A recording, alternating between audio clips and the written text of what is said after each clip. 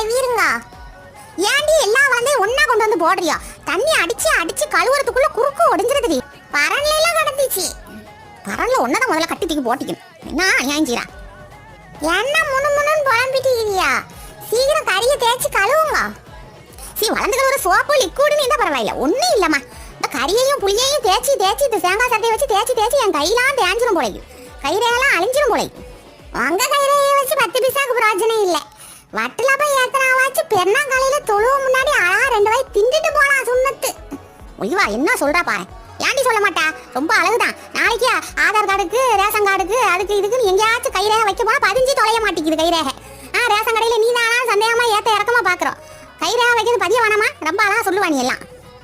ஆமா, காட்டுல வந்து கடந்துட்டு காடை பத்தி கவலைப்பட்டுட்டு இருக்கியா?